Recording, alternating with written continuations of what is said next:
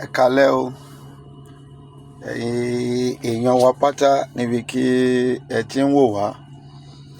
A kí yín ẹ káàárọ̀, a sì kí yín ẹ káàsán. A kí gbogbo yín pátá wípé ẹ káalẹ́ ní gbogbo ibikíbi tí ẹ ti ń fi ojú ayọ̀ tẹ́ fi ń wò wá. Ní agbára Ọlọ́run, ẹ̀yin ni àwa máa rí, ẹ̀yin la máa bá, ẹ̀yin náà sì máa rí wa, ẹ sì máa bá wa pẹ̀lú àṣẹ Elédùmarè. A kí yín gidigidi gan. Orúkọ tèmi òun ni Babaconfirm JP. Òdú ni mí, bí mo ti máa ń tẹnu mọ́. Mi kì í ṣe àìmọ̀fólóko, kèdè ń ṣe ọ̀rọ̀ ìgbéraga. Ohun tí ènìyàn bá jẹ́, mo ti máa ń sọ, òun ni ó dáa kí ènìyàn kí ó máa sọ jáde. Ohun tí mo jẹ́, òun ni mò ń sọ. Ẹ ṣé gidigidi gan. Mo dúpẹ́ lọ́wọ́ gbogbo ẹ̀yin onílàákàyè ènìyàn pátá tẹ́ ń bá wa rìnrìn àjò lórí ohun gbogbo tí à ń wá ta láti wá sọ. I am a prophet. I am a spiritualist. I run a spiritual church. I do spiritual work for whomsoever that believeth in it. Olùfẹ́ bá mi sọ̀rọ̀, o lè message mi through workshop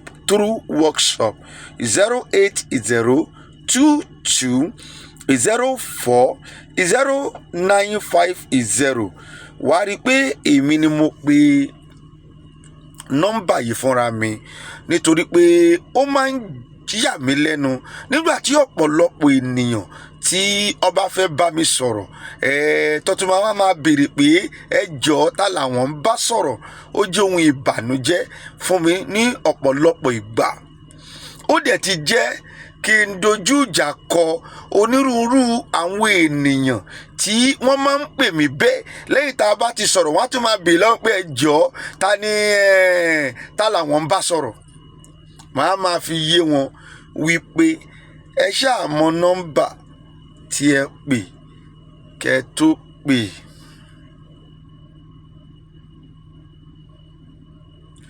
Àbí ẹ lè pe bàbá Adébóyè kẹ́ wá máa béèrè lọ́wọ́ ẹ̀ wípé ẹ jọ̀ọ́ ta lẹ̀ ń bá sọ̀rọ̀. Ṣó possible? Kẹ́yìn onímọ̀, ẹ̀yin ọ̀jọ̀gbọ́n, kẹ́bẹ́mi náà rò bí mo ti ń sọ yìí.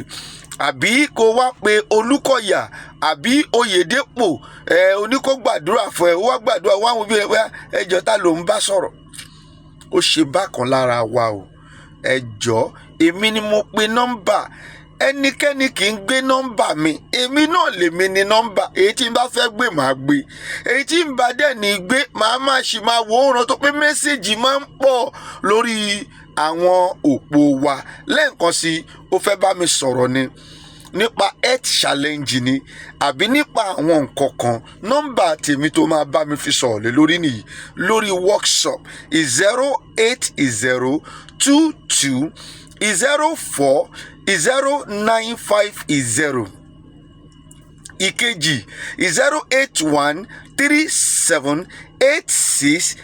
08137868336. Àwọn nọ́mbà yìí ló lè fi bá mi sọ̀rọ̀ lórí workshop. Tí àkókò bá tó, tí n bá rí ohun tó send sí wa, mo máa dá ẹ lóhùn. Ẹ ṣé, mo dúpẹ́ lẹ́ẹ̀kan sí. Gẹ́gẹ́ bẹ́yìn bàbá wa ti mọ̀ wípé bí kò bá ti nídìí, èmi kì í sábà jáde. Ìdí ló máa ń gbé mi jáde, àbí tí Olúwa tó bá tó rán mi sí gbogbo àgbáyé gẹ́gẹ́ bí ìṣe rẹ̀. Ẹ má bínú fún gbogbo ẹ̀yin tí ń kọ́mẹ̀ntì wípé ọ́díò mi ó poor, ọ́díò mi kì í sábà jáde.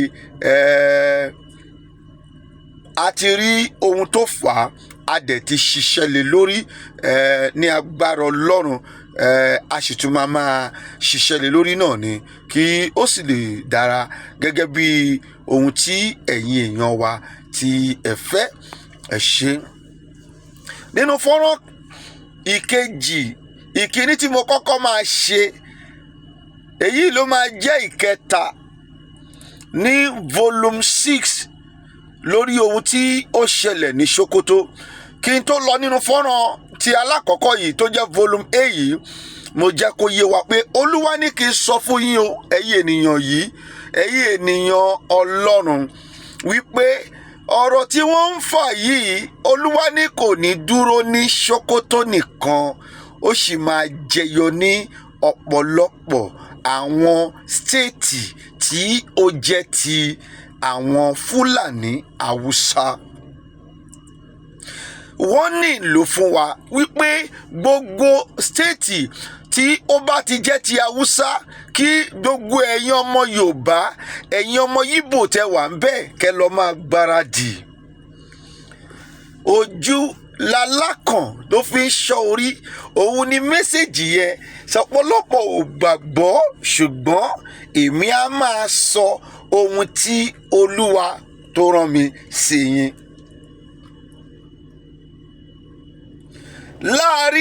láàrin ìjàmbá bomb blast èyí tó ṣẹlẹ̀ ní Kano lánàá. láàrin wípé àwọn Haúsá Fúlàní wọ́n tún lọ bọ́ọ̀nù ibi tí wọ́n ti ń ta igi tó jẹ́ ti àwọn Yíbò ní Àbújá. Kò tán síbẹ̀ o, kò tán síbẹ̀ o, wàhálà ńlá sì ń bọ̀, ìlàhílò ńlá sì ń bọ̀ tí apá àwọn olóṣèlú àbí apá àwọn tí wọ́n sọ wípé àwọn ń darí wa tí apá àwọn ò ní lè kà mọ́. Yorùbá máa sọ wípé àwọn ń ṣe bí ọ̀dẹ̀ káwọn lè mú Haúsá. Kò rí bẹ́ẹ̀ o, Haúsá ti dán o. Gbogbo ẹ̀yin lídà tẹ́ pera yín ní lídà Yorùbá, ohun tẹ́yìn tí ń dúró dè ní wípé ẹ̀ ń ṣe bí ọ̀dẹ̀ kẹ́ ẹ lè rí Haúsá mú. Haúsá ti gbọ́n o, Haúsá Fúlàní ti gbọ́n, kì í ṣe Haúsá tí ẹ̀yin ń díù pẹ̀lú nígbà kan. Nítorí ìdí èyí kí ẹ tètè lọ prepare ara yín. Haúsá ó ti wọ gbogbo ọ̀pọ̀lọpọ̀ state gẹ́gẹ́ bí ohun tó Olúwa sọ. Mo ń kọ̀rẹ́tì ọ̀pọ̀lọpọ̀, èmi ò jáde because of my feeling. Ohun tí Ọlọ́run sọ fún mi lèmi ń jáde tí mo wá sọ.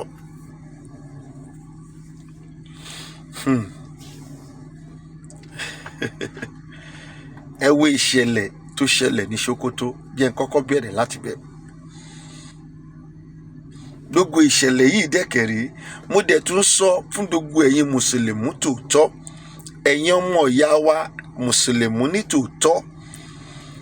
Kò sí bí mo ṣe lè sọ̀rọ̀ tí a ò ní fẹ́ ta bá yín, ṣùgbọ́n onílàákàyè nínú yín á mọ̀ wípé ẹni tá à ń bá wí ó mọra ẹ̀. Ẹni tí mò ń bá wí mọra ẹ̀. Àwọn tí kò ní làákàyè nìkan lẹ máa rí i pé àwọn ni wọ́n máa dojú ìjà kọ wá láti attack wa nínú ohun tá à ń sọ. It is not as if we hate every one of you. Àwọn kan wà aṣáà ń bá Mùsùlùmí gbé tàdé ń wà òkè pẹ̀lú wọn, ṣùgbọ́n àwọn kan wà Mùsùlùmí ọmọ iná ni wọ́n. Kò wá sí bí a ṣe fẹ́ sọ̀rọ̀ àwọn yẹn tí a ò ní sọ nípa gbogbo Mùsùlùmí, ṣùgbọ́n èyí tí ó bá jí onílàákàyè gẹ́gẹ́ bí onílàákàyè tí mo máa ń sọ pé àwọn ló ń gbọ́rọ̀ tèmi, ó máa mọ̀ pé òun kọ́ ló ń bá wí dà tí kò kún ṣe pé òun ń ṣe irú ìwà bẹ́ẹ̀. Ṣé rí bí wọ́n ṣe bọ́ǹbù àwọn ọmọ ọlọ́mọ? Kò dẹ̀ sídìí tí wọ́n ṣe ń ṣe gbogbo yìí. Mo ti sọ fún yín dáadáa, nítorí àlà àwọn náà ni. Àlà àwọn òun máa ń pa ẹ̀dá tó dání. Allah tí wọn kò ní value fún life. Allah tí wọn táwọn ń pariwo yìí, it does not have value for life, it does not have value for properties, it does not have value for people. Ṣerú Ọlọ́run yẹn níbi tẹ́ ẹ gbọ́n délé ní ẹ̀yin Mùsùlùmí òdodo, ṣerú Ọlọ́run yẹn lẹ́yìn wá fẹ́ máa sìn. Èmi ò ní pé kẹ́ ẹ má continue nínú mùsùlùmí tẹ̀ ń ṣe o, ṣùgbọ́n ẹ identify ọlọ́run wo ni àwọn haúsá fúlàní yìí gan ń sìn. It is time for you to sit down láti lè identify pé irú ọlọ́run wo gan ló ń sìn. Ọlọ́run tí kò ní mercy fún ènìyàn, ọlọ́run tó lè fi igi fọ́ èèyàn lórí tó máa pa, ọlọ́run tí ó lè dáná sun ènìyàn, ọlọ́run tí ó lè gúnyàn pa. Look at it, ènìyàn tí wọn ò lè dá. Nígbà tá a wà ní kékeré, a máa ń kọrin kan, bọ́bá bàtà ẹsẹ̀ ẹ̀ sílẹ̀, má ṣe tẹ kòkòrò ni, kòkòrò tí wọn kò lè dá, ọlọ́run ló lè dá. Wọ́n dẹ̀ fi kíní yẹn gbé ìbẹ̀rù sí wa lọ́kàn ni pé ká má lọ máa pa èèyàn. Ìwọ tó bá ti ń pa kòkòrò tọ́lọ́run dá, I am telling you, kò sígbà tó ní pa èèyàn. Nígbà tó wà kékeré, àwọn orin yẹn la máa ń kọ, tó bá lè gbà ẹsẹ̀ sílẹ̀, má ṣe tẹ kòkòrò ni, kòkòrò tí wọn kò lè dá, Olúwa ló lè dá. Níbo ni wọ́n ti káwọn ọmọ nísìnyí mọ́? Wọ́n ti gbàgbé. Àwọn èèyàn ti rí èèyàn ní pé wọ́n lè géèyàn lórí, kò sí nǹkan tó fẹ́ ṣẹlẹ̀. Wọ́n lè géèyàn lọ́rùn kó fi jàmàlà, kò sí ohun tó fẹ́ ṣẹlẹ̀ mọ́. Nítorí Allah ni wọ́n ṣe ń pa èèyàn kiri.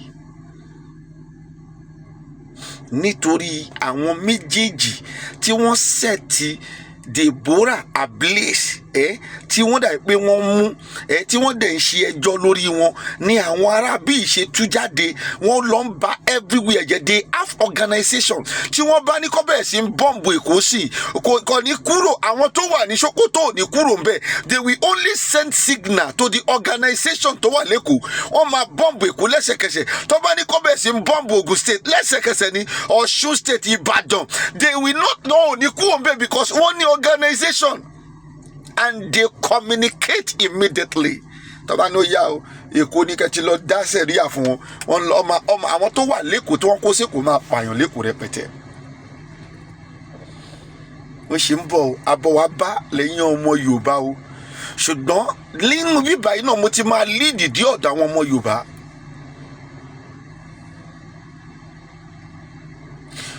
So therefore, ẹ wo irú ọlọ́run tí àwọn yìí ń sìn. Just look at it. Ìwọ náà wá ń boast ó péré ẹni mùsùlùmí tòótọ́, ó ń boast pẹ̀lú irú ọlọ́run bẹ́ẹ̀. Wàá máa ní àṣebáwọn ni kì í ṣe wọ, ṣebáwọn no, irú ọlọ́run yẹn ò dáwọ́ ò ṣe máa pààyàn. Mo ṣì ń bọ̀ nídìí ọ̀rọ̀ kan. Ibi báyìí náà mo tún ti máa sọ ọ̀rọ̀ kan. Màá sọ̀rọ̀ ẹ lẹ́yìn tí bá ti ṣe dodo ibi tí mo ti ń lọ yìí náà mo ti máa, ọlọ́run dẹ̀ máa rán mi létí. Ìdí kì í ṣe ohun tí èmi ń kọ sílẹ̀, ohun tí ẹ̀mí tó wà nínú mi ń sọ jáde ni mò ń sọ. Think well kó tó ní o fẹ́ sin ọlọ́run o. Ṣùgbọ́n ọlọ́run táwa mọ̀, ọlọ́run tí èmi mọ̀, ọlọ́run tó ní feeling fún yàn ni. Torí bá ń fọyàn tó bá bẹ̀ abẹ dáwọ́lé, ó máa ìlì ẹ̀. Tó bá dẹ̀ jẹ́ pé ó ní ewé àti egbò kan tó kàn máa kàn mú, tó bá ti lò á fàṣẹ sí fún ẹ bẹ́ẹ̀. Ọlọ́run tó jẹ́ pé tójú bá ń ròyàn ó máa assist yẹ. Ọlọ́run tó jẹ́ pé téyín bá ń dùnyàn á assist yẹ. Ọlọ́run tó ní pity lórí life, Ọlọ́run tó value life àwọn èèyàn tó dá. Ó mọ ìgbà tó cost yẹ, ó ní ẹ wá. Ẹ jẹ́ ká dé ènìyàn ní àwòrán ara wa. And he knows the time that it cost him. He knows the hour that it cost him. He knows the material that it cost him. Kó wá kọ̀ mọ́ àwọn èèyàn yẹn kó lóun pa wọ́n, kó máa pa wọ́n. Kó tó pa Sódómù àti Gòmárà gan, ó ronú sí gidigidi gan. Go and check what I'm saying. Ọlọ́run tí mo sọ yìí, kó tó pa Sódómù òun Gòmárà, ó ronú sí dáadáa kó tó pa ni.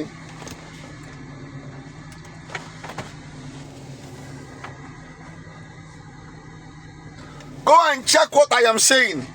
Ó ronú sí, ó béèrè títí kó tó pa wọ́n run ni. Tètè wọ́n bá continue bẹ́ẹ̀, ayé gan ò lè sinmi rárá lénìí. Ó dẹ̀ pa wọ́n dànù. Ohun tó ṣẹlẹ̀ ní Sokoto, wọ́n pa ọ̀pọ̀lọpọ̀ ọmọ. Ìjọba Nàìjíríà tí wọ́n ń parọ́ wípé a gas explosion ni. Ṣé ìjọba yẹn ni wọ́n gbẹ́kẹ̀lé? Ó mọ̀ pé ìjọba àwọn tó gbẹ́kẹ̀lé bá ti lè máa parọ́, kí n sọ fún ẹ. Wẹ̀yìn ẹ wo ìjọba tẹ̀yìn lẹ gbẹ́kẹ̀lé, tí ìwọ ìyá olórí burúkú, ìwọ bàbá olórí burúkú, ìwọ ọmọ tó máa ṣẹ̀sín nígbẹ̀yìn ayé ẹ̀ tẹ́ ń pariwo ẹ̀yin ìyá PDP, ẹ̀yin bàbá PDP, ẹ̀yin olórí burúkú tẹ́ máa ṣẹ̀sín nígbẹ̀yìn ayé tẹ́yìn pariwo wípé ká jẹ́ kó wọlé lẹ́ǹkan sí. Ìjọba tí ẹ̀mí èèyàn ò ní value ó ní ìjọba Nàìjíríà. Ìjọba tí ẹ̀mí èèyàn ò ní value pẹ̀lú ó ní ìjọba Nàìjíríà. Ó jẹ́ ìbànújẹ́ gidigidi gan fún ọkàn mi nígbà tí mo rí àwọn ọmọ wẹ́wẹ́wẹ́ ẹ wá wo bí tí kinní yẹn ti ṣẹlẹ̀, níbi tó ti ṣẹlẹ̀ tó bá jẹ́ ní ìlú òyìnbó ni ambulance oríṣiríṣi àti débẹ̀, ambulance láti máa evacuate àwọn ọmọ yẹn. Àwọn ọmọdé wà ń bẹ̀ more than 3 hours, not than 4 hours, kò sí ambulance kankan tó wá bẹ̀. Nàìjíríà ti run, ayé Nàìjíríà ti bàjẹ́ o, ayé Nàìjíríà ti fọ́ o, Nàìjíríà ò ní ṣoríire mọ́ o. The only thing náà ni pé kí dodo wa ká pín ká máa bá ti wa lọ o. Nigeria in a whole, I have been saying it all a while. Àwọn èèyàn máa pè mí ní madman. Look at that man tó ní dread yẹn, he is a madman. I am not a madman. Ohun tí mo rí, ohun ni mò ń tẹnu mọ́ tí mò ń sọ fẹ́yìn èèyàn yìí. Níbi tí bomb blast ti ṣẹlẹ̀, Nigerian government dẹ̀ ń parọ́ wípé it is a gas explosion. Táwọn èèyàn wà ń bẹ̀ báyìí torí pé bomb blast nìyí. Ṣé gbé gáàsì síbẹ̀ ni? Ṣé gáàsì wà ń bẹ̀ tí àbẹ̀gbé pipeline síbẹ̀? Ṣé gbé gas line síbẹ̀ tó máa fi ní pé gas line yẹn ló burst? Ẹ̀dẹ̀jọ́ ń purọ́ ìlú yìí náà. Kò sí ìlú yìí mọ́ o.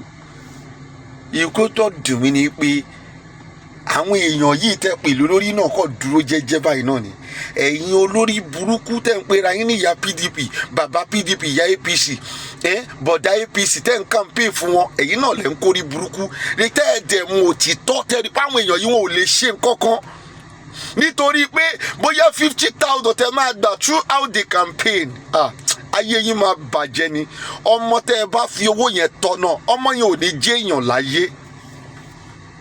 Gbogbo yín pátá, gbogbo yín tí ẹ ṣe Nàìjíríà báyìí, tẹ́ ẹ bá yé Nàìjíríà jẹ́ báyìí, gbogbo yín tẹ́ ẹ bá bí ọmọ ẹ ò ní jèrè ọmọ yín. Àwa ń ké tantan, à ń ké tantan, wọn ò gbọ́. Ọtún ti lọ bomb blast, ẹ wò tá lọ mú, àwọn wo lọ mú? Wọ́n dẹ̀ mọ̀ pé àwọn Haúsá Fúlàní àwọn lọ́wọ́ àṣẹ, tá lọ mú? Ọlọ́pàá wò lẹ rí? Ambulance wo lẹ rí níbẹ̀ tó wá evacuate àwọn ọmọ? Mo wà nínú mọ́tò, mo ṣe program, mo wà nínú mọ́tò níta, ambulance wo lẹ rí tẹ́ ẹ rí tó wá evacuate ọmọ? Ṣé wọ́n ṣe rí nílùú òyìnbó nìyẹn? Mo mọ̀ pé ohun tó ń fún ẹ̀yin tẹ́ ẹ wà nílùú òyìnbó ní agbára tẹ́ fi ń sọ pé ṣé ìlú yìí ò rí kó ṣe jẹ kó rí, tẹ́ fi ń sọ pé a ní láti pín. Inú mi dẹ̀ ń dùn nípa ẹ̀ nítorí pé kò lè rí bẹ́ẹ̀ nílùú even níbi tí ogun ti ń jà gan ní Ukraine. Bí wọ́n ṣe ń bọ́ǹbù bẹ̀ ní ambulance ń wọlé lẹ́sẹ̀kẹsẹ̀ ká ń bọ̀ sí pé ìbọ̀ǹbù ṣe bá o. Kọ́dẹ̀ àwọn ambulance wọn ò lè ara ambulance. Àwọn ọmọ wẹ́wẹ́wẹ́ wọn ń sáré kiri pẹ̀lú ẹ̀jẹ̀ lára, pẹ̀lú ẹ̀jẹ̀ lórí. Nàìjíríà ò ní hope o. Èmi ń sọ tèmi, kò sí hope. Tẹ́yìn ọ̀dọ́ ọmọ Yorùbá tẹ́ ẹ bá sì ń bílí pé Nàìjíríà ní hope, ẹ máa padà parun dẹ̀yìn ni. Kò sí hope fún Nàìjíríà. We only need to break this country. Kí Yorùbá kó dúró lọ́dọ̀ tiẹ̀, Haúsá kó dúró lọ́dọ̀ tiẹ̀, bó dẹ̀ pé Fúlàní náà ló tún wà ń bẹ̀ kó dúró lọ́dọ̀ tiẹ̀, kí Ìgbò kó dúró lọ́dọ̀ tiẹ̀ ra wọn. Òun làwọn ń try láti sọ fún yín. Mo dẹ̀ ti ń tẹnu mọ́ wípé wòlíì ni mi kì í ṣe agitator. Ọlọ́run kò fi ojú tèmi wá sí ọ̀rọ̀ Yorùbá nation ni. I have been saying that láti ìgbà tí mo ti bẹ̀rẹ̀ mission yìí. Mi ò dẹ̀ wá bí kí n wá tọrọ owó lọ́wọ́ ẹnikẹ́ni rí. Àìmọye àwọn tó pè mí kan tó yẹ kí n ti dowó ńlá. Ká lọ prepare ọmọ kí n fẹ́ fọmọ ogun yín ṣe. Kí ló kémi pẹ̀lú yẹn? I am a one man soldier. Kó lè kálukú, I am still at that point. Anybody máa pè mí pé ọmọ ogun kan, kí ló kémi pẹ̀lú ọmọ ogun? Kó lè kálukú lọ sẹ́, kó lọ prepare life ẹ̀. I am a one-man soldier. Kò sí ẹni tó máa kú fún ẹnikẹ́ni. Gbogbo wa lájọ máa kú fúnra wa. I continue saying that. Yorùbá dé kẹ̀rì ń wẹ́ni tó fẹ́ kú fún àwọn. Yoruba, they only look for somebody that will die for them. I continue saying it. Kò ṣe ni mo ti sọ. Gbogbo àwọn aládàra ilẹ̀ Yorùbá fúnra wọn ló pa wọ́n. Ṣé lérò pé èèyàn kan lè dá nìkan, ó lè dá nìkan ja ìjà ohun tó ń pè lógun ni. Èèyàn kan ò lè dá nìkan ja ogun. Gbogbo wa lájọ máa parapọ̀ láti ja ogun. Ogun kì í ṣe nǹkan èèyàn kan, ṣùgbọ́n àwọn ọmọ Yorùbá wọ́n wé èèyàn tó yẹ pé ó fẹ́ fi sílẹ̀ ó yá ìwọ ni kó lọ. No, we will do it together. Nǹkan táwọn ọ̀pọ̀lọpọ̀ ṣe ní ẹnu ni mo ní nìyẹn, mi ò lẹ́nu, orí ẹni kò pé. Nínú statistic tèmi read, mo rí pé gbogbo àwọn alágbára Yorùbá tí wọ́n kú pátápátá ẹ̀yin lẹ pa wọ́n. Ẹ̀yin Yorùbá náà lẹ pa wọ́n. Tí kì bá ń ṣe Ọlọ́run ni wọn ò bá ti pa bàbá wa olóyè Sunday Igboho ní ìjọ tí wọ́n wá. Tí kì bá ń ṣe Ọlọ́run tó pé Ọlọ́run náà ló wà lẹ́yìn wọn ò bá ti pa. Tó bá dẹ̀ ti pa aṣálágbára òtún ti lọ nìyẹn. Wọ́n bẹ̀rẹ̀ sí ń bú mi nígbà tá a fẹ́ lọ ṣe Lagos rally. Wọ́n ń bú wa, wọ́n ń ṣe gbogbo ẹ̀, wọ́n ń ṣe dá àwọn ò jáde. Ta ló sọ fún ẹ pé àwọn ò jáde? Ta ló sọ fún ẹ pé àwọn ò sí ń bẹ? So pé dákòókò ọ̀rọ̀ bá tó a máa sọ. Mo dẹ̀ ọ̀rọ̀ yẹn ló lead mi lọ síbi tí mo ti fẹ́ sọ̀rọ̀ yìí. Àwa tí ó sí ọ̀kan, à ń wo ẹ̀yìn tí ẹ ṣù sọ́ọ̀kan, tẹ̀pẹ́rẹ́ yìí lọ́mọ Yorùbá. Tẹ́ ń kọjá báyìí. Ọ̀pọ̀lọpọ̀ ọmọ Yorùbá ló ń kọjá pẹ̀lú báàgì wọn tó ń lọ síbi iṣẹ́. A dẹ̀ ń pariwo no going back Yorùbá nation. Tòótọ́ àwọn ọmọ Yorùbá jáde tá a fẹ́ ṣe rally. Táwa dẹ̀ wà lọ́ọ̀nù ọ̀kan jíjìn because a mọ̀ pé they are sighting on us. Pé ó ṣeé ṣe pé tó bá tiẹ̀ ti lè rí àwa, ó máa mú wa ni. Tó bá dẹ̀ ti mú wa, bó ṣe ń ṣe ọ̀rọ̀ Kánú lọ́wọ́ lọ́sẹ̀ máa ṣe wá báyìí.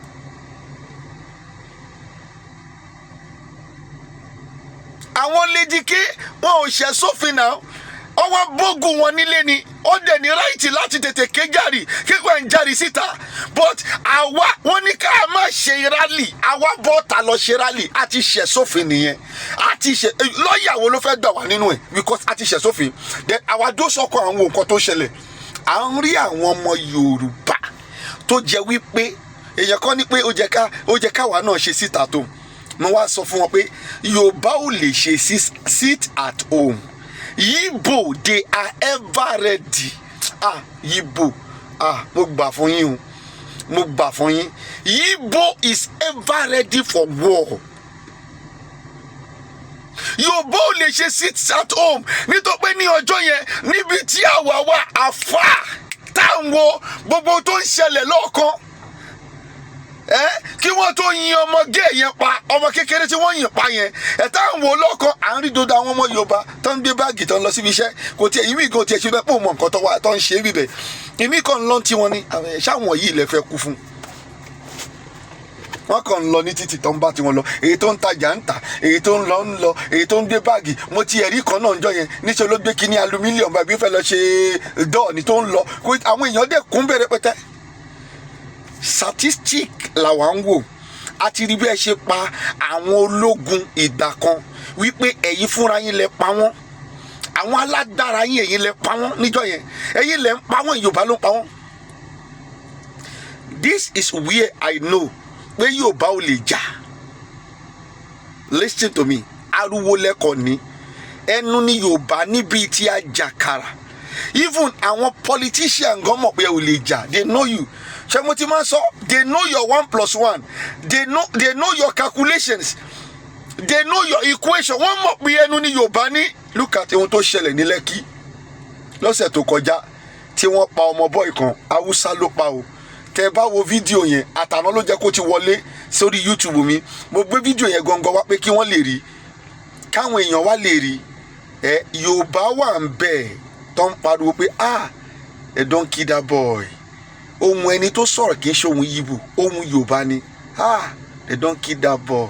They don't kill that boy. Mọ́tò ń lọ wọ́n dẹ̀ rí pa Haúsá ló wà ń bẹ̀. Wọ́n dẹ̀ pariwo no going back Yoruba nation no going back ṣebí àṣẹ fẹ́ jà náà nìyẹn no going back tí ẹ rí Hausa tí kò ju mẹ́wàá lọ they are no more than 10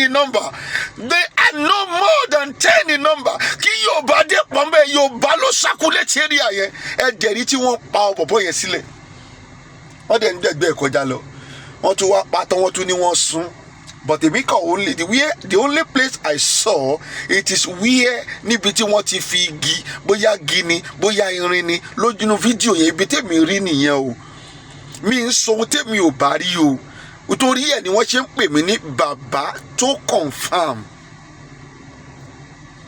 mi ń sọ ohun tèmi ò rí o. Are you getting me? Ṣé ìyẹn náà ṣé ó bú mùsùlùmí ni? Ṣé ẹni tí Hausa tún pa ní Lekki Peninsula ní area Lekki yẹn ní Ajah yẹn ní Lagos yẹn ṣé ẹni yẹn náà tún bú Allah ni? Ṣé ẹni yẹn bú Ànábì Muhammad Ànábì àbí kílẹ̀ tí ń porúkọ ẹ̀? Ànábì tí kò ní kẹ́ ẹ pààyàn tẹ́ ń pààyàn nítorí ẹ̀. Ànábì àdìtì dódó wèrè tẹ padà kọ lẹ́yìn Ànábì ni wọ́n kọ kì í ṣe ní ìgbà tí Ànábì wà láyé mo gbàgbọ́ pé tí Ànábì bá wà láyé wọn ò ní kọ Ànábì ò ní fọwọ́ sírù nǹkan bẹ́ẹ̀ dàtà Ànábì gan wà láyé kò ní kẹ́ ẹ pààyàn ṣùgbọ́n mo mọ̀ dáadáa wípé ọ̀pọ̀lọpọ̀ ìgbà làwọn ọ̀tá wa ń bá Ànábì tí Ànábì sì ń ṣẹ́gun wọn ìyẹn ọ̀tọ̀ nìyẹn èèyàn ò lè rí mi bí tí mo dúró sí yìí lóru yìí kó máa gbé bọ̀bọ̀ kó máa release ìbọn tẹ́bi dẹ́ ní ìbọn lọ́wọ́ tí mi ò ní fáyà wọn náà padà yes ohun t'Ànábì ṣe nìyẹn that is self defence kò lọ bá wọn ibì kan wà gan tó ti ń kírun tó dẹ̀ wá padà tó wá sẹ̀tì ẹ̀ tó fẹ́ wá mú níbẹ̀ tó fẹ́ wá bàjà ó dẹ̀ mú iyẹ̀pẹ̀ ó sọ̀rọ̀ sí ó sì dàlú dúdú wọn ó sì kú that is a normal thing. But èèyàn kan bú Ànábì who is Ànábì jí Ọlọ́run ni òjíṣẹ́ ni ẹrú lẹ pè Yarubi ní kábùwá àbáwọn tí ó lè mú ẹrú ni ẹ pè ṣé Ànábì wá jí Ọlọ́run ni sórí yín ti dàrú ní ọmọ tẹ̀ ń ṣe ni ṣé yín o mọ̀ pé èèyàn kan wà tó ju Ànábì lọ tó jí Ọlọ́run Yarubi náà ń sáàbì ó lè ná fa àmà ìlú rí nù èèyàn kó wà tó ju Ànábì lọ tí Ànábì tẹ́yìn tí torí ẹ̀ pa èèyàn yìí tí ó máa padà lọ jíyìn fún Ànábì gbọ́dọ̀ rìpọ́ọ̀tù sọ́dọ̀ Ọlọ́run ìyẹn fa olè ní sábà Ànábì ohun tí Ànábì ṣe ẹ̀kọ́ tí Ànábì kọ́ yín tó jẹ́ ẹ̀kọ́ Ọlọ́run Ànábì ní láti rìpọ́ọ̀tù ẹ̀ síwájú Ọlọ́run èmi ò wá mọ̀ bóyá Ànábì lọ Ọlọ́run yín o I don't know but Jésù táwa rí yẹn Jésù kì í ṣe Ọlọ́run wà Ọlọ́run ni ọ̀gá gbogbo wa do you get me ó kàn rán Jésù wá ni kó wá kọ́ wa ní ẹ̀kọ́ ẹ̀ àti bí a ṣe máa padà rìnrìn àjò láti wọ ìjọba Ọlọ́run padà ó dẹ̀ deliver so therefore kò sí gbogbo tí a fẹ́ ṣe tó yẹ pé ní orúkọ Jésù tá à ń pè yẹn Jésù náà ló ń rìpọ́ọ̀tù fún ọ̀gá ní Ọlọ́run ẹ̀yin wá ń tì torí Ànábì who is Ànábì ẹ̀ wá ń tì torí ẹ̀ máa pa àwọn ènìyàn tí ẹni tí wọ́n pa ní Lẹ́kì ṣé yẹn náà tún bí ó bú Ànábì ni you talk to me ṣó bú Ànábì àwọn ọmọ Yorùbá dẹ̀ wà ń bẹ̀ nígbà tí wọ́n pa talẹ̀ ẹ̀yin tẹ̀yìn ń wá lẹ́ni tó máa kú nítorí yín kò ṣeé ṣe gbogbo wa pátá lájọ máa jà tí a ò bá that is the point tí mo raise from the beginning tẹ́yìn ọ̀pọ̀lọpọ̀ sọ pé ẹni ni mo ní èmi ò ọ̀lẹ ni mi ò ní nǹkankan tó bá bí ẹ̀dá ìwọ wá bá mi ọ̀tọ̀ ni kó wá bá mi kó wá kí mi ọ̀tọ̀ ni kó wá bá mi jà wàláì ò ní farare lọ mo fi gbèsè ayé mi bú rẹ̀ gbẹ̀yìn wá bá mi jà kò ní farare lọ níbo ló ti fẹ́ lọ ṣùgbọ́n ká gbé yẹn sí ẹ̀gbẹ́ kan ká má máa sọ yẹn bíbá ṣùgbọ́n mo kàn jẹ́ kó yí ẹ wípé I am trying to raise some point fún àwọn onílàkàyè ènìyàn Yorùbá wà ń bẹ̀ Yíbò wà ń bẹ̀ ní ọjọ́ tí wọ́n ń pa bọ̀bọ̀ yẹn and that boy is a Christian ó tiẹ̀ tún máa ń lùlù tó pé wọ́n ṣú ẹ̀ níbi tó ti ń lùlù ní church I saw the picture ẹ dẹ̀ pàdánù bẹ́ẹ̀ yẹn just like that ẹ pàdánù kò sí anything náà ò gbọ́n kankan nípa ẹ̀ ó wá di bí ìjọ Monday ni mò ń dọ́ tí wọ́n ní Sanwó-Olú sọ pé àwọn máa make everywhere to be convenient for everybody to be living. Ibo ni ẹ̀ make for convenient for anybody láti live. Ibi táwa gan gbé yìí tójú tì yẹ ní àparò fi ríran. Anywhere is not convenient again to live in Nigeria. Nigeria is all about bad news every day, every minute, every hour. Bad news everywhere. And then pariwo going back. Ibo ni no going back you are. Níbo ni no going back you are. Nígbà tẹ́rí tí wọ́n Haúsá ti torí ẹ̀ sọ pé àwọn la fẹ́ bá fa wàhálà, wọ́n bá wa fa wàhálà. Tẹ́rí tí wọ́n ń pa èèyàn, wọn ò dẹ̀ ju 5 lọ, wọn ò ju 6 lọ. Níbẹ̀ ní inú Èkó yìí tí ẹ̀yin ọmọ Yorùbá tí ẹ ò lè tú jáde, kẹ́ pa wọ́n, kẹ́ dájọ́ wọn lẹ́sẹ̀kẹsẹ̀. Ara yín náà láti máa pé ẹ máa mú àwọn ọ̀daràn tẹ́tún máa padà lọ fún pólíìsì tó jẹ́ wípé ìjọba ti fún ní àṣẹ wípé anybody ìwọ Haúsá nínú prison rí ni ṣọ́ra Haúsá tó sun prison rí torí ẹ̀yin ọmọ Yíbò ẹ̀yin ọmọ Yorùbá nítorí ni wọ́n ṣe dá prison kì í ṣe nítorí Haúsá. Gbogbo òfin pátá tí wọ́n ṣe ní Nàìjíríà yìí kì í ṣe nítorí Haúsá Fúlàní ló ṣe ṣe, nítorí yín ni wọ́n ṣe ṣe òfin. Ọmọ Yorùbá nítorí yín, ẹ̀yin ọmọ Yíbò nítorí yín ni wọ́n ṣe ṣòfin. Get your brain. Ikú yìí kì í ṣe ikú ti èmi nìkan, kì í ṣe ikú ti Sunday Igboho nìkan, kì í ṣe ikú ti Àdògán tẹ́ ẹ jẹ́ kó kú nìkan nínú àwọn alágbára wa tí ẹ jẹ́ kó kú dànù. Kì í ṣe ikú ti ẹnìkan, ikú gbogbo wa ni. Tí ò bá wá ti rí bẹ́ẹ̀ kó ní kálukú kó sọ̀tà rẹ̀. Go and prepare. Go and prepare. Forget about it. Go and prepare. That is what I'm saying. O lè máa ní kéèyàn kan lọ kú fún ẹ kó wà nulẹ̀ tẹ́ni yẹn bá wá kú tó wà máa ṣe fàájì. How many minutes lẹ fi ń dàgbé yàn? Ṣé gbogbo yín lẹ rántí Àdògán ni? Kí ló tún wà ń bẹ̀ lẹ́yìn tó ti kú tọ́tẹ́ wá tó wá tún sọ fòskìnì kan happy birthday? Ó ti kú náà, ó ti lọ.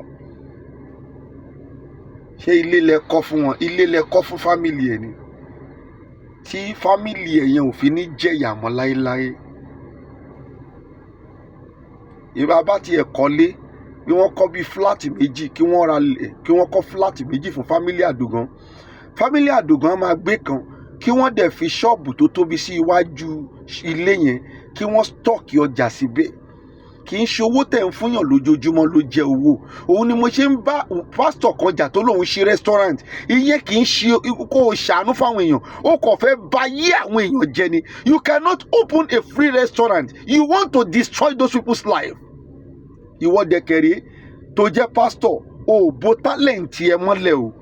Tálẹ̀ǹtì nìyẹn o, ìkan nínú tálẹ̀ǹtì nìyẹn o. Máa ṣe ní tálẹ̀ǹtì rẹ mọ́lẹ̀ arákùnrin. Olúwa yóò béèrè lọ́wọ́ rẹ̀ ohun tó fi ṣe. Ìwọ dẹ̀kẹ̀rẹ́ tó péré ń pásítọ̀, ìwọ ò bo tálẹ̀ǹtì ẹ mọ́lẹ̀, òun lo tálẹ̀ǹtì yẹn kó o lè da wẹ́kọ́mì lọ́dọ̀ Ọlọ́run.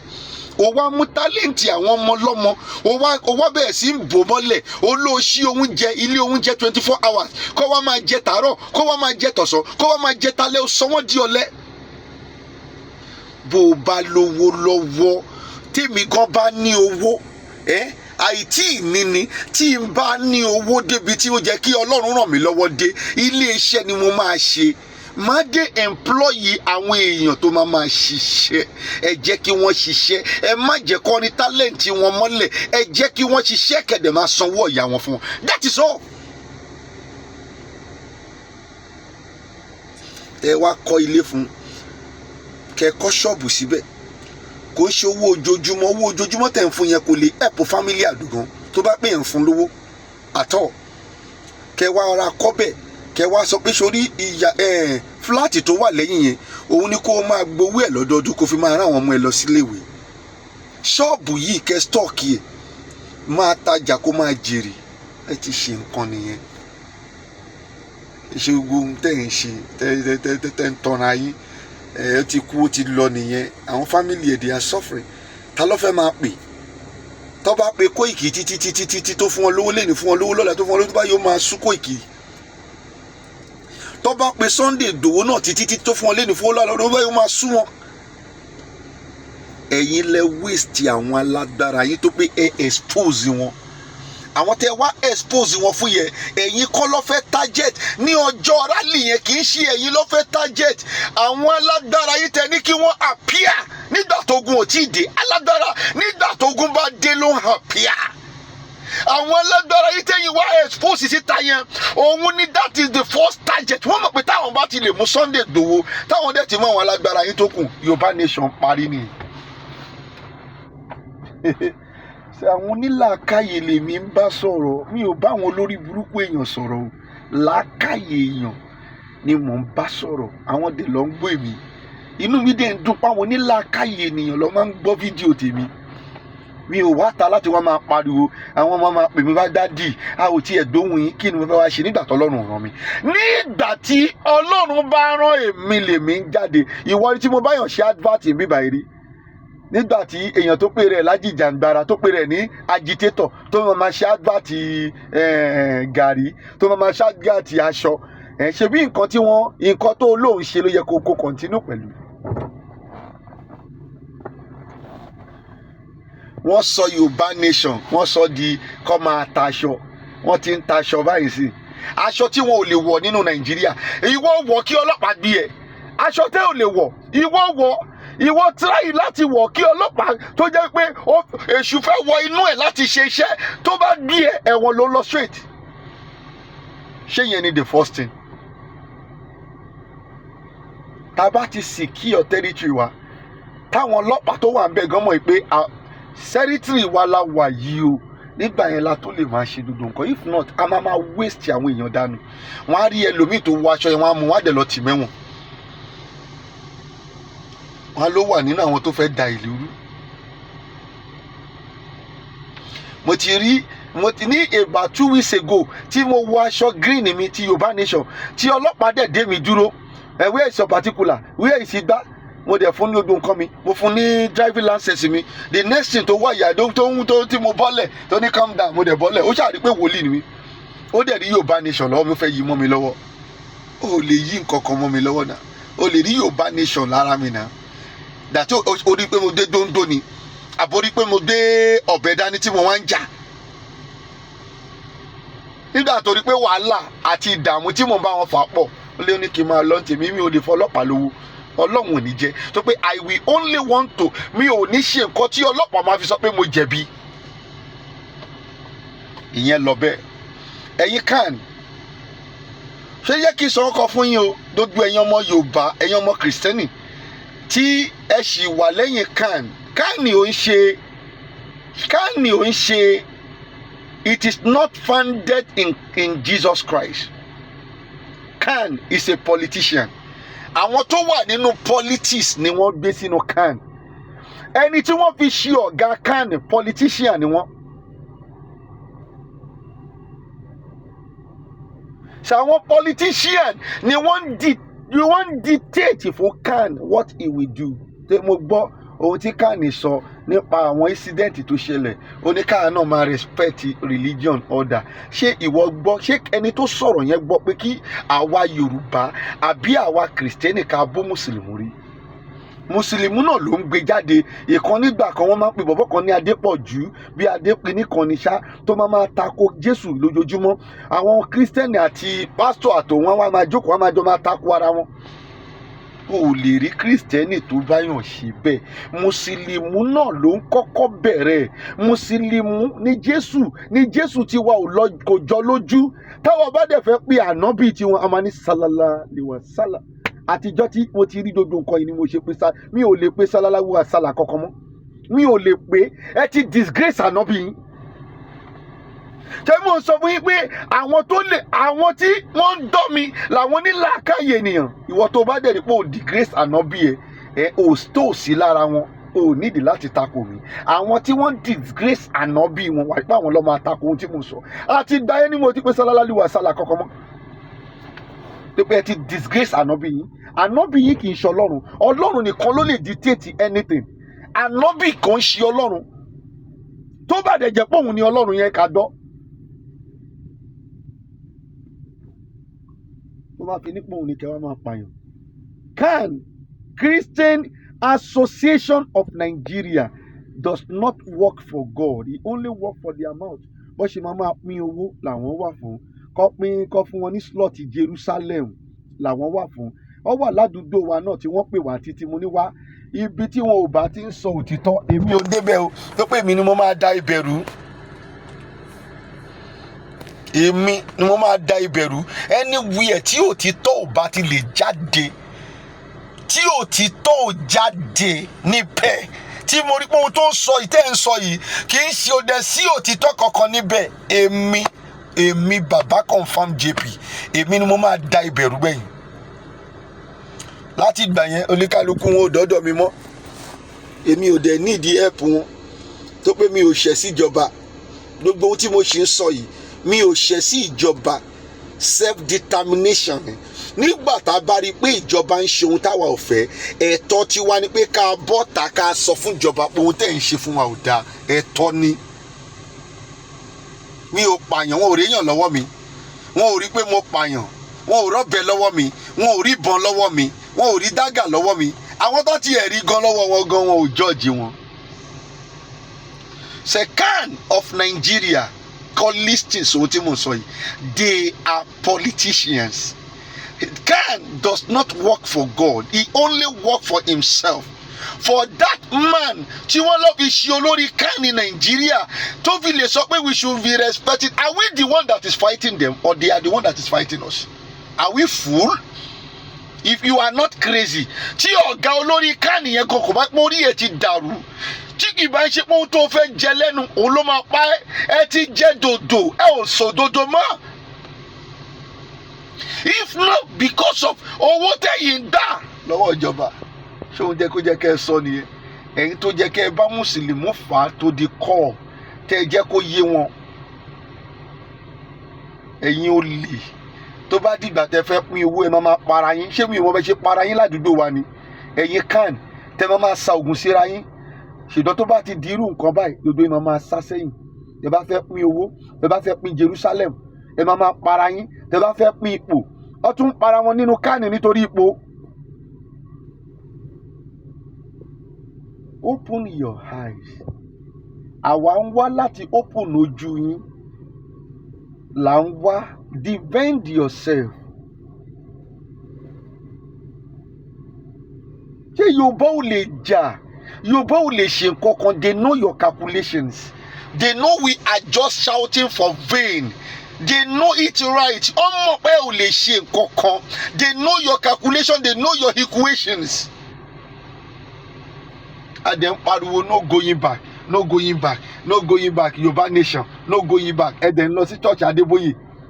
Ṣadébóyè sọ nípa Yorùbá nation ni, no going back, no going back. Ẹ lọ sí church Olúkọ̀yà, ṣé Olúkọ̀yà sọ nípa Yorùbá nation ni, no going back, no going back. Ẹ lọ sí church Oyèdépò, ṣé Oyèdépò sọ nípa ọ̀rọ̀ Yorùbá nation, no going back, no going back. Ẹ lọ sí church Kúmúyì. Mi ò respect Kúmúyì yẹn from ear to ear. Ìtòkò tí òun náà ti bá àwọn ẹlẹ́ṣẹ̀ pín, àwọn ìjọba ló ń bá ṣe. Nígbà tí Kúmúyì tó bá ti lè pe Ọbásanjọ́ kó wá preach lórí púpìtì òun, Ọbásanjọ́ tẹ́ pàwọn lọ́ba ìlú yìí jẹ́, ó kù díẹ̀ wọn ò bá báyé tàwa náà jẹ́, tí kì í bá ṣe pé àwa náà mójútó iṣẹ́ wa. Wọ́n ti báyé ọ̀pọ̀lọpọ̀ èèyàn jẹ́.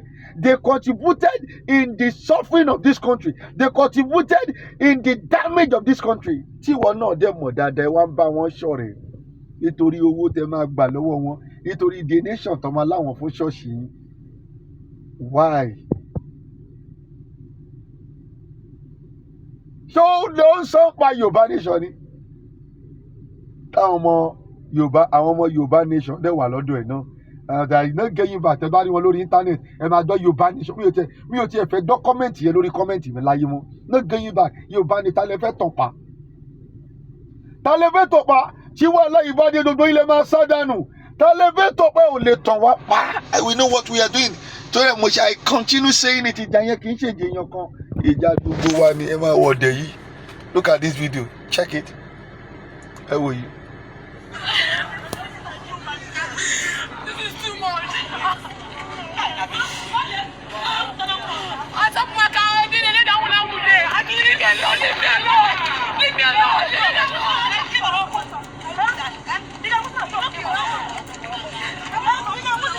Mo ń bọ̀ o.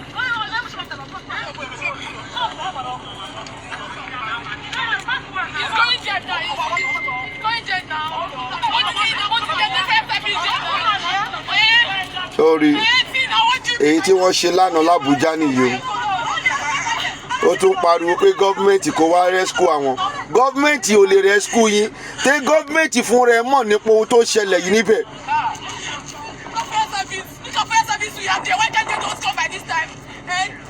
Fire service ò lè wá bẹ́ẹ̀ nítorí fire service náà wọ́n ti fún wọn ní ọ̀dà pé tẹ́ ẹ bá pè wọ́n ò gbọ́dọ̀ wá.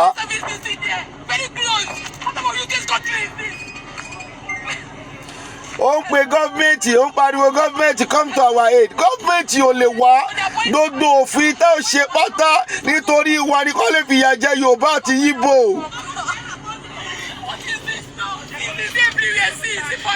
Sori náà.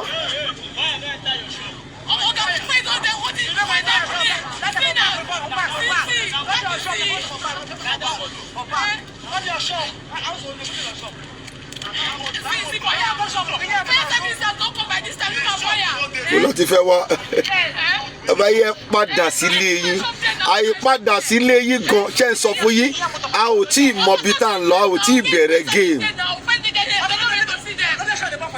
Kólíkálukú yín padà sílùú tẹ́ ẹ ti wá, tẹ́ ò bá padà sí bí a ò tí ì bẹ̀rẹ̀ géèmù. Táwọn náà bá ti rí i pé gbogbo yín ti kúrò nílùú àwọn, kò sóhun tí wọ́n gbọ́dọ̀ ṣe nílùú yín mọ́, they have to leave. Kan tí mo sọ fún yín nìyẹn, ìjọba mọ calculation, ìjọba mọ̀ pé ò ní kúrò nílùú yẹn. Tẹ́ ẹ bá dẹ̀ tí kúrò nílùú wọn sẹ́ kí n sọ tòótọ́ fún yín, ìjọba gan ò mọ̀ pé ti ready. You are lying for yín, ẹ ń parọ́ fúnra yín. It's too much now, it's too much.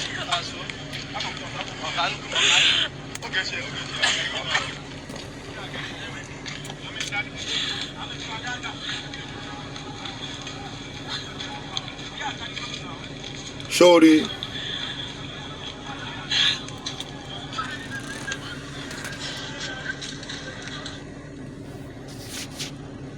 Ìjọba ò lè rescue yín, kò sọ̀rọ̀ ń bẹ́ẹ̀. Tó pé dodo tí ó ti wà nínú àkọsílẹ̀ wọn náà ni wípé àti Yorùbá àti Haúsá wọn máa jẹ̀yàkú lọ́wọ́, àti Yorùbá àti Ìgbò a máa jẹ̀yàkú lọ́wọ́ wọn ni. Ṣọmọdé tí wọn ò ṣe tí storm Yorùbá nítorí pé wọ́n ń rí ọ̀pọ̀lọpọ̀ olórí Yorùbá tó jẹ́ pé ó support wọn sẹ́. Wọ́n dẹ̀ rí pé àwọn ọmọ Yorùbá wọ́n rí pé ẹnu la ní, dodo bá ṣe ń sọ yẹn a kàn ń sọ ni a ò lè retaliate. Torí ẹ̀ wá rí pé Yíbò dúró, Yíbò ń retaliate, ó ń bá wọn fà, Yíbò ń ba nǹkan jẹ́, ó ń jó nǹkan ló ń bá wọ ẹ̀ jẹ́. Sórí Yíbò gangan on direct wá pé Yíbò lọ ọ́n ní Yíbò lára gan.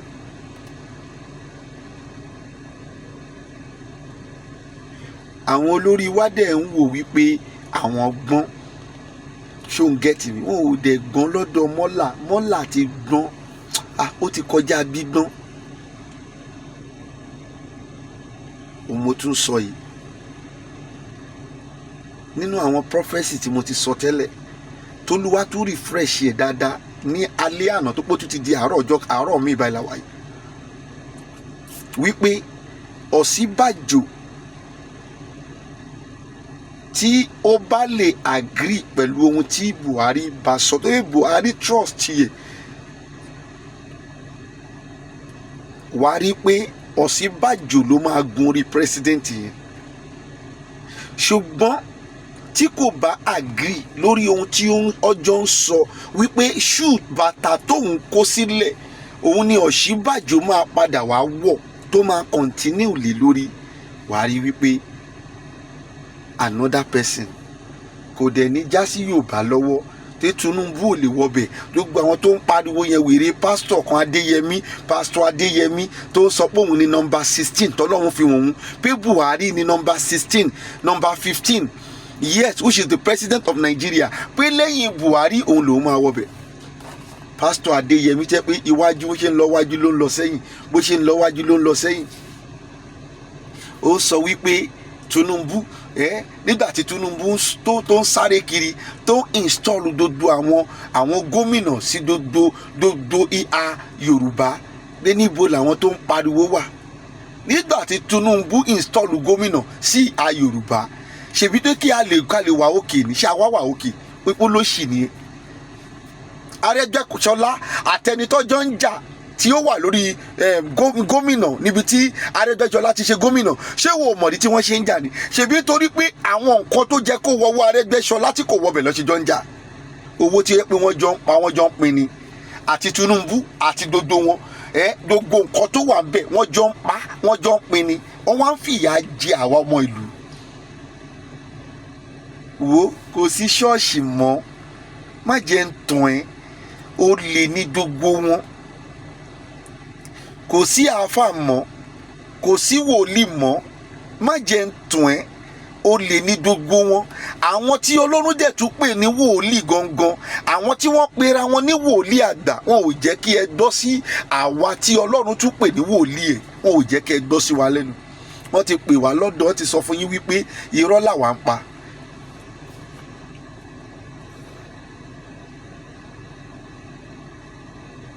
Èèyàn kan sọ fún mi láti mo sọ fún pé ó béèrè ọṣẹ àánú, mo ní ọṣẹ àánú 50,000 naira ni. Ó wá ní 50,000 kẹ, ó lè ní mí o. Mo ní ó lè ní mí. Ẹni tó gba 1 million naira lọ́wọ́ yín tó gbé òróró lé ẹ lọ́wọ́, pé ló lè kò dẹ̀ ṣiṣẹ́. Ọṣẹ àánú tí wọ́n fẹ́ rà tó dẹ̀ máa ṣe ẹ́ láǹfààní, tó jẹ́ pé èmi fúnra mi gan nígbà tí mo máa ṣe kì í ṣe pé mo lọ wu níbì kan ní owó ni mo lọ fi ra àwọn nǹkan tá a fi ṣe wọ́n. Nígbà tí èmi fúnra mi náà lọ fowó ṣe, tí wọ́n bá dé tó bá gbà lọ lọ́fẹ̀ẹ́, tí tọ̀hún dé tó gbà lọ lọ́fẹ̀ẹ́, tí mo dẹ̀ ń pariwo mi báyìí pé mi ò béèrè owó lọ́wọ́ ẹnikẹ́ni, mi ò ní kẹ́nikẹ́ni fún mi lówó, mi ò tọrọ owó. Èyí tó wà lọ́wọ́ mi náà ni mò ń lò, mo tún fi ń ṣàánú ọ̀pọ̀lọpọ̀ àwọn èèyàn. Tí ìwọ wá dé tó ló fẹ́ gbọ́ṣẹ́ lọ tó ní o lè ní nítorí 50,000, mo ti rí ẹni ṣèbú ni mo sọ ẹ tó ń pe woman kan tó ń pè ní Kevin Rose. Màmá kan dìídì wá láti Ondo tó dẹ̀ dọ́dọ̀ mi tó sọ fún mi pé òun bìlífù pé bóun ṣe máa ń rí mi lórí íńtánẹ́ẹ̀tì pé táwọn bá dé protocol oríṣiríṣi ló máa pọ̀, kí n lọ ra gbá no bó ṣe dé báyìí kò pẹ́ náà mo ní kó jẹ́ kó rest, mo dẹ̀ ní kó wá bá mi lọ́fíìsì. Ó nígbà tóun máa rí Kevin Rose ní Àbújá, ó ní 100,000 ní owó fọ́ọ̀mù láti rí. Ta ni mo gbowó lọ́wọ́ ẹ̀ láti rí mi rí? Ṣé sometimes sẹ́lómi bá mi sọ̀rọ̀ lórí fóònù, tí n bá rí pé ó rú Dubai, mo máa attack ẹ̀ lẹ́sẹ̀kẹsẹ̀ ni. Ìwọ gan wa máa wò pé ṣé pásítọ̀ ló attack ẹ̀ báyìí? Ṣùgbọ́n àwọn èèyàn yẹn wọn ò ní ṣe bẹ́ẹ̀, nítorí pé ọmọ ègbé ni wọ́n máa ní sùúrù fún ẹ tó pé wọ́n fẹ́ gbà ẹ́. Wọ́n á pé wọ́n máa ṣe ni wọ́n máa ní ìránṣẹ́ Ọlọ́run ni. Ìránṣẹ́ Ọlọ́run kò ní sùúrù rárá. Ìránṣẹ́ Ọlọ́run le gan lọ́wọ́ gbogbo wọn pátá. Ìbínú pọ̀ nínú wọn. Tó bá rí ẹni tó pé rẹ̀ ní ìránṣẹ́ Ọlọ́run tó wá ní sùúrù 419 ni wọ́n.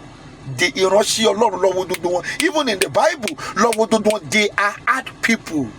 Ẹni tọ́lọ́run pè ó lè gidi, they are hard. Ó lè rí ìránṣẹ́ Ọlọ́run tó tutù, no, ó lè rí wòlíì Ọlọ́run tó tutù. They are hard people. Onídà tóun dẹ̀ sọ gbogbo ohun tó ṣe òun fún un tán lẹ́yìn táwọn 100,000. Mo ní evidence o lè lọ fáìlì case against mi o. Ìyá yẹn ṣe wà, ó wà lóńdó, màá pè é, ó tiẹ̀ tún máa wá sọ́dọ̀ mi lọ́sẹ̀ yìí gan-an. Gbogbo tẹ̀yìn ilẹ̀ ṣe fún wọn tí kò padà rí bẹ́ẹ̀. Ó sùn ọ̀dọ̀ wa fún ọjọ́ 3, a ṣiṣẹ́ fún gbogbo ẹ̀ka. Bó kùkù ṣe ká lójú ìmọ́lẹ̀. Gẹ́gẹ́ ni Ọlọ́run dẹ̀ mú ìṣòro ayé ẹ̀ kúrò.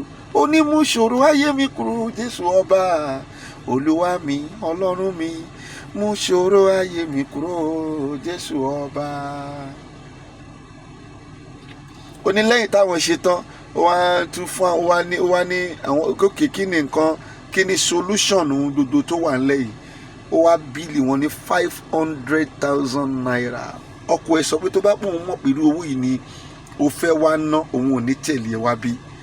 Wọ́n gba 600,000 at a spot lọ́wọ́ wọn. tó bá pè mí tí n bá sọ̀rọ̀ owó fún ẹ iṣẹ́ tó fẹ́ ṣe ni ó wà ní ṣe kó má rí, ó lè ṣe kó má rí àfi tó o bá ti nígbàgbọ́. Mo máa ń sọ tó o bá ní ìgbàgbọ́ má pè mí, tó o bá kówó ẹ lé mi lọ́wọ́ kò ní ṣiṣẹ́.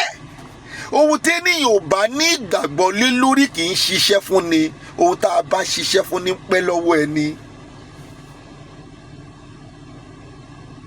So that to round up this video, ẹ̀yin ọmọ Yorùbá ẹ lọ gbáradì. Wọ́n dẹ̀ tún ti ń lose faith lórí Ọ̀ṣínbàjò. Ṣó ń gbọ́ mi? Wọ́n ti lọ pe Goodluck wá. Goodluck tó dẹ̀ rí yẹn as time goes on tí ọ̀rọ̀ wọn náà ò bá ti wọ̀ wọ́n sì tún máa gbẹ́lòmíì wá. Problem tó wà nílẹ̀ sí ni pé Goodluck it has become a threat sí Ọ̀ṣínbàjò báyìí. Tó bá ti lè padà accept wípé òun máa fit in fún presidential election is a threat sí Ọ̀ṣínbàjò. But the issue of Tinubu ò níbi kankan tó máa lọ. Ọlọ́run ti sọ yẹn. Ó ní tó bá wá di kọ̀rọ̀ǹgídá tí ó bá padà rí pé kò sí ọ̀nà fóun ní APC, Tinubu máa padà lọ jáde from another party ni. Nítorí pé òun ò fẹ́ gbọ́, òun ò fẹ́ gbà, ó máa ń fẹ́ tẹ́, ó máa padà jáde láti inú party mi ni. Ohun tó Olúwa sọ, òun làwa ń sọ. Ṣùgbọ́n 2022 ending to 2023, it is going to be fire. Yorùbá lọ mójútó ọ̀rọ̀ ara yín. Ẹ fúnra yín ní self preparations. Irú ohun tó ṣẹlẹ̀ ní Lẹ́kì ẹ má jẹ́ kí irú ẹ̀ tún ṣẹlẹ̀ mọ́. Yíbo Haúsá pààyàn lójú yín ẹ ò pa, ẹ má jẹ́ ó ṣẹlẹ̀ mọ́, ẹ dájọ́ wọn lẹ́sẹ̀kẹsẹ̀ ni.